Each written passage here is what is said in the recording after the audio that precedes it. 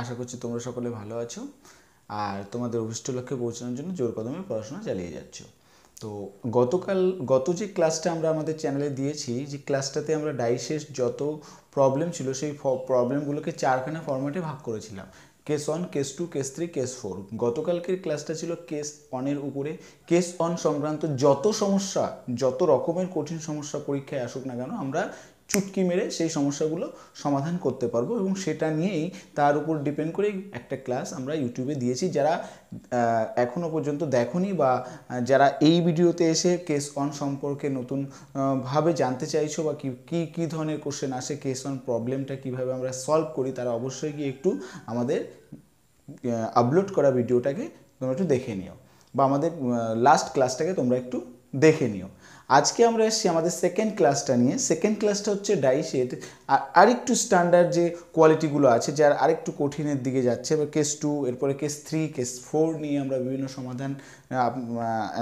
সমাধান বা বিভিন্ন প্রবলেমের আনসার কত সহজে করা যায় সেগুলো আমরা চেষ্টা করব। তো আজকের আমাদের কেস 2-এ কী ছিল? কেস 2-এ ছিল হোয়েন 2 পজিশন ইজ গিভেন। একটা ডাইস দেওয়া থাকবে, সেই ডাইসের দুটো ফিগার দেওয়া থাকবে। একটাই ডাইসের দুটো পজিশনাল ফিগার, মানে কি ওই ডাইসের একযোগে দেখা যে সংখ্যা বা নাম্বারগুলো থাকবে, সেই নাম্বারগুলোকে ঘুরিয়ে ঘুরিয়ে দুটো ফিগার, অ্যাটলিস্ট দুটো ফিগার যখন দেওয়া থাকবে, তখন কিভাবে আমরা ডাইসের ওই প্রবলেমগুলোকে সমাধান করতে পারবো, তার উপর ডিপেন্ড করে আজকের ক্লাসটা। চলো দেখে নেওয়া যাক, তোমরা সবাই সঙ্গে থাকো। দেখো, এই কেস 2-কে কিন্তু আমরা আবার টোটালে 3 ভাগে ভাগ করে থাকি। ক ভাগে ভাগ করি? কেস 2-কে আমরা 3 ভাগে ভাগ করে থাকি। এটা আমাদের বোঝা বা আমাদের জানার সুবিধার্থে আমি এটা ক্লাসিফাই করে পরপর বুঝিয়ে যাব। যদি কখনো সমস্যা হয় তোমরা অবশ্যই আমাকে কমেন্ট বক্সে জানাবে। 1 নম্বরে অর্থাৎ এতে কি রয়েছে? এতে রয়েছে নো কমন। আমি কি বললাম? দুখানা 1 নম্বরে রয়েছে নো কমন। আমি কেবলই তোমাদেরকে বললাম যে কেস 2-তে আমরা 3টে নিয়মে করেছি এবং ফিগারের যে মিনিমাম দুটো যে ফিগার দেওয়া থাকবে, যে একটা ডাইসের যে মিনিমাম দুটো ফিগার দেওয়া থাকবে, সেটা নিয়েই তো কেস 2-এর সমস্ত সমস্যার সমাধান। সেই দুটো ফিগারের মধ্যে যদি কোনো কমনই না থাকে, তাহলে কিভাবে আমরা সমাধান করব, আজকে সেটা আমাদের এই ক্লাস থেকে শিখে নেব। এবং বিতে যেটা রয়েছে সেটা কি রয়েছে? সেটা হচ্ছে অনলি ওয়ান কমন। যদি কেবলমাত্র একখানা কমন থাকে, অর্থাৎ যে ডাইসটা দেওয়া থাকবে দুটো ফিগারের মাধ্যমে, একটা ডাইসের যে দুটো ফিগার দেওয়া থাকবে, সেই ফিগার দুটোর মধ্যে যদি কেবলমাত্র একটা ক্যারেক্টার কমন পাওয়া যায়, তখন আমরা কিভাবে সমাধান করব সেটা আজকে আমরা শিখবো আমাদের ক্লাস থেকে। এবং সিতে আমরা যেটা শিখবো সেটা হচ্ছে মোর দ্যান ওয়ান, অর্থাৎ মোর দ্যান ওয়ান অথবা 2 আমরা বলতে পারি। যখন দুটো কমন থাকবে, 2 কমন থাকবে, তখন আমরা কিভাবে শিখবো। অর্থাৎ দুটো ফিগার দেওয়া থাকলো একটা ডাইসের, ওই ডাইসের দেওয়া দুটো ফিগারের মধ্যে যদি দুটো ক্যারেক্টার আমরা কমন পাই, তাহলে আমরা কিভাবে সমাধান করব, সেই সংক্রান্ত সমস্ত সমস্যা নিয়ে আজকের এই ক্লাসটা। খুবই গুরুত্বপূর্ণ এবং খুবই মনোযোগ দিয়ে তোমাদের ক্লাসটা একটু করতে হবে। খাতা পেন নিয়ে বসবে। খুব সহজে ক্লাসটা করে ওঠার পরে তোমাদের যেন মনে হবে যে ডাইস থেকে যত কোশ্চেনই আসুক না কেন, যত রকম প্রবলেম আসুক না কেন, খুব সহজে আমরা সমাধান করতে পারবো। তো আমাদের প্রথম যে অপশানটা আমরা দেখলাম সেটা হচ্ছে নো কমন। এখন একটা ডাইসের দুটো ফিগার দেওয়া থাকবে, সেই ফিগার দুটোর মধ্যে যদি কোনো কমন না থাকে, তখন কিভাবে সমাধান করব, আসলে চট করে একটু দেখে নিই।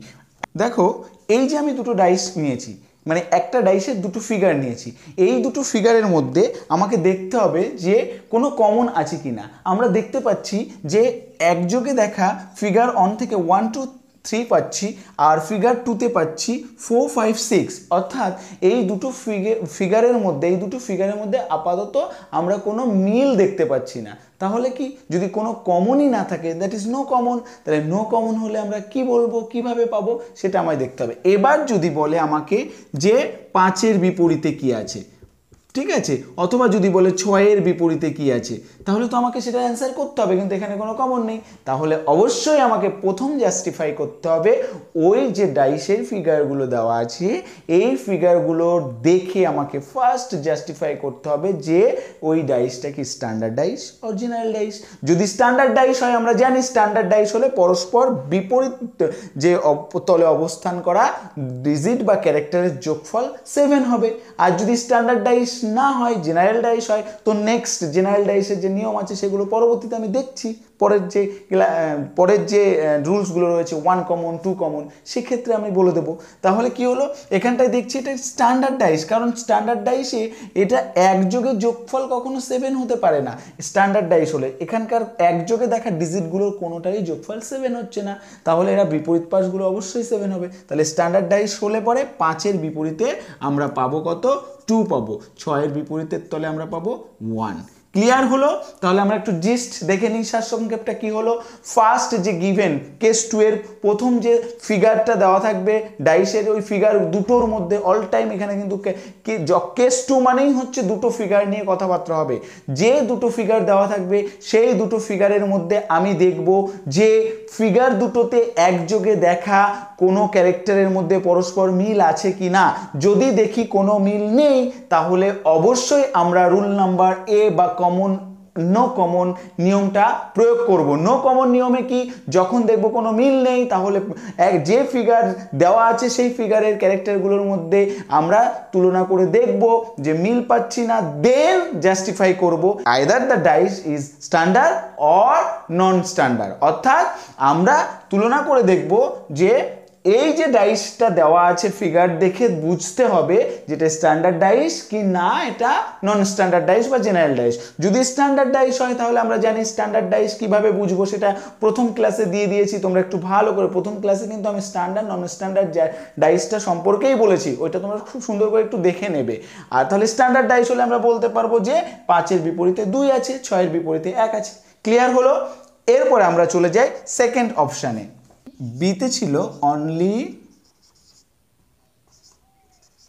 অন ক্যারেক্টার ইজ কমন, অর্থাৎ যদি একটা ডাইসের দুটো ফিগারের মধ্যে যে ক্যারেক্টারগুলো দেওয়া থাকবে, যে সংখ্যাগুলো থাকবে, সেই সংখ্যাগুলোর মধ্যে একযোগে দেখা ডেফিনেটলি হতে হবে। একযোগে দেখা সংখ্যাগুলোর মধ্যে মিনিমাম আমরা একটা কমন পাবো, তখন আমরা এই নিয়মে করব।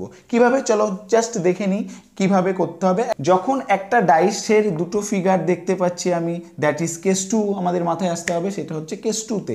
তাহলে কেস 2 এর মধ্যে কি, যে এই যে গিভেন ফিগার দুটো আমি দেখতে পাচ্ছি, এই গিভেন ফিগারের যে ক্যারেক্টারগুলো আমরা একযোগে দেখতে পাচ্ছি, সেই একযোগে দেখা ক্যারেক্টার বা নাম্বারগুলোর মধ্যে কোনো মিল আছে কি না। আমি যদি দেখি যে মিল নেই, তাহলে আমি নো কমন নিয়মে করে দেবো। যদি দেখি যে মিল রয়েছে, তাহলে কি মিল রয়েছে সেটা আমি দেখব। দেখো এখানে কিন্তু একটা সংখ্যা মিল আছে, সেটা হচ্ছে 6 এর মিল রয়েছে। যখন মিল থাকবে তাহলে সেখান থেকে করব। তাহলে ফ্রম ফিগার 1 থেকে কিভাবে, ফ্রম ফিগার 1 কি পেলাম, 6কে লিখবো। আগে যেটা কমন সেটা আগে লিখতে হবে, এটা কিন্তু মাথায় রাখতে হবে। যখনই একটা কমন পাবো, যেটা কমন পাবো সেটাকে আগে লিখতে হবে। কি 6 এর পরে কি আছে, ক্লক ওয়াইজ ঘুরতে হবে। 6-এর পরে আছে 3, দেন আছে 2। আবার ফ্রম ফিগার আমি 2 থেকে কি পেলাম কমন, 6-এর পরে কি আছে, 6 লিখে নিলাম। 6-এর পরে আছে 4, তারপরে আছে 1। ক্লিয়ার হলো? তাহলে এটা তো মিলে গেছে, এটা তো মিল আছে জন্য আমি এইভাবে রেখে দিলাম। ঠিক আছে, তাহলে আমার দেখো এই যে পরস্পরের এর সাথে এ বিপরীতে থাকবে, এর সাথে এ বিপরীত তলে থাকবে। তাহলে ক্লিয়ার হলো? তাহলে আমার অপশান চেয়েছে 2-এর বিপরীতে কি আছে, 2-এর বিপরীতে কি আছে এখানটায়, 2-এর বিপরীতে 6, 4 1 4 1। তাহলে 2-এর বিপরীতে আছে আমার কি, 2-এর বিপরীতে আছে 1। ক্লিয়ার হলো?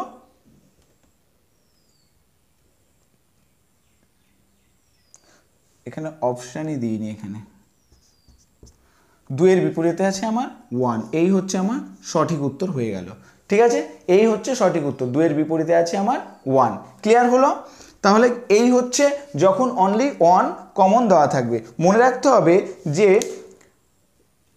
কমন যেখানে দেওয়া থাকবে সেই ক্যারেক্টার বা সেই নম্বর থেকে আমরা শুরু করব এবং সেটা ক্লকওয়াইজ ঘুরব। যেখানে কমন দেখব সেখান থেকেই শুরু করব এবং সেটা আমরা ক্লকওয়াইজ যাব। এটা হচ্ছে 2 নম্বর নিয়মের বিশেষ, কেস 2 এর অনলি 1 কমন যখন, তার বিশেষ একটা গুরুত্বপূর্ণ শর্ত। আর একটা তোমরা নিজেরা বলার চেষ্টা করবে।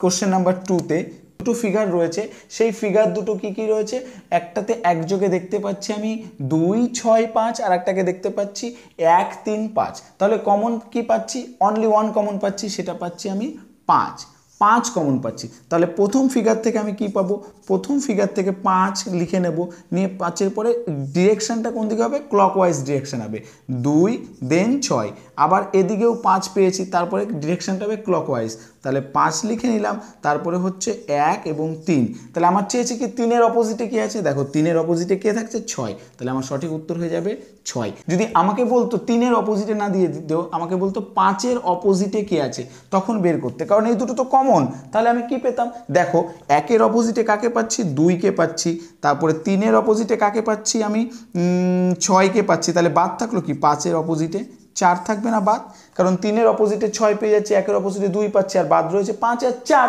তাহলে 5-এর অপোজিটে অবশ্যই আমাদের 4 থাকবে। এটাও কিন্তু এইরকম প্রবলেমও দেয়, পরের উদাহরণে দেখাতাম, কিন্তু যখন হয়ে গেল তাহলে আর এখন দেখাচ্ছি না। ক্লিয়ার হলো? তাহলে এই হচ্ছে বিশেষ যে নিয়মটা ছিল 2 নম্বরের কেসের অনলি 1 কমন যখন, তখন এটা।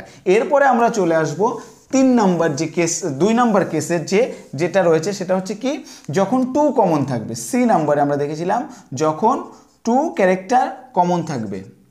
এবার 2 কমনটার ক্যারেক্টার যদি কমন থাকে সেক্ষেত্রে কি করতে হবে সেটা আমি একটা উদাহরণ দিয়ে আগে দেখিয়ে নিই। যখন দুটো কমন থাকবে তখন কি করে করতে হবে আমরা একটু দেখে নিই, ঠিক আছে? দুটো কমন দেওয়া রয়েছে, দুটো কমনের ক্ষেত্রে কি আমি দেখো একযোগে দেখা যে ডাইসের ফিগারটা দেখতে পাচ্ছি, নাম্বার 1 ফিগারে দেখো একযোগের ক্যারেক্টার বা সংখ্যাগুলো হচ্ছে 1 3 5, আর ক্যারেক্টার 2 এ মানে ফিগার 2 তে ক্যারেক্টারগুলো দেখতে পাচ্ছি 1 6 3, তাহলে কমন কি কি পাচ্ছি, একটা পাচ্ছি 1 কমন পাচ্ছি, আর একটা কি কমন পাচ্ছি 3 কমন পাচ্ছি, তাহলে এই 1 আর এই 3 বাদ দাও, পড়ে থাকলো কি 6, তাহলে এরা পরস্পরের বিপরীত, অর্থাৎ 5 এর অপোজিট তলে থাকবে 6, তাহলে সঠিক উত্তরটা হয়ে যাচ্ছে 6 এর বিপরীতে আছে কত, 5। ক্লিয়ার হলো? তাহলে আবার একবার বলে দিই, যদি দেখি প্রদত্ত যে ডাইস ফিগারগুলো দেওয়া রয়েছে তার মধ্যে দুটো ডিজিট বা দুটো ক্যারেক্টার বা দুটো সংখ্যা আমি কমন পেয়ে যাচ্ছি, তাহলে বাকি যে রিমেইনিং ক্যারেক্টারটা থাকবে সেই রিমেইনিংটা হয়ে যাবে কি একে অপরের বিপরীত তলে অবস্থান করবে বা বিপরীত পাশে থাকবে, অপোজিটে থাকবে। ক্লিয়ার হলো? এটা কিন্তু ভীষণ ইম্পর্টেন্ট, কিন্তু এই রকম সহজ দেয় না ন্যাচারালি, একটু কঠিন প্রকৃতির দেয়। কিরকম দেয়, যেটা সঠিক সেটাকে খুঁজে বের করতে বলেছে। কি কি আছে, একযোগে দেখা ফিগারগুলোর মধ্যে আমি দেখতে পাচ্ছি একটাতে 2 5 3, আর দ্বিতীয় ফিগারে রয়েছে 2 3 4, এর মধ্যে আমাকে তাহলে দেখা যাচ্ছে দুটো কমনের ক্ষেত্রে কি কি কমন পাচ্ছি আমি, 3 কমন পাচ্ছি, আর কি কমন পাচ্ছি 2 কমন পাচ্ছি, তাহলে পড়ে থাকলো কি 4-এর এগেনস্টে আমি পাবো 5, অর্থাৎ 4 আর 5 এরা পরস্পর বিপরীত তলে অবস্থান করবে।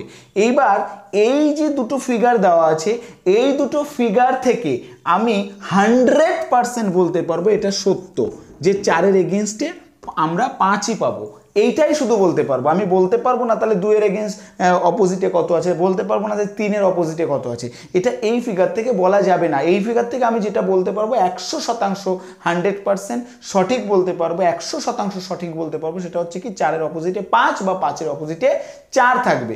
এবার বিষয় হলো তখন ওরা কোশ্চেন করে দেয় যে তাহলে এই দুটো গিভেন ফিগার দেওয়া রয়েছে, এই ডাইসের দুটো গিভেন ফিগার বা প্রদত্ত দুটো ফিগার থেকে এই যে নিচে 4খানা অপশন আমি দেওয়া হয়েছে এ বি সি ডি, এর মধ্যে কোনটা সঠিক বা কোন ডায়াগ্রামটা বা কোন ফিগারটা একদম অ্যাকিউরেটলি সঠিক বা একদম সঠিক সেটা বের করো। দেখো যখন আমি পেয়ে গেলাম, আমি প্রথম ক্লাসেই বলেছিলাম যে যারা পরস্পর বিপরীত তলে থাকবে তাদের তো একযোগে দেখা যাবে না।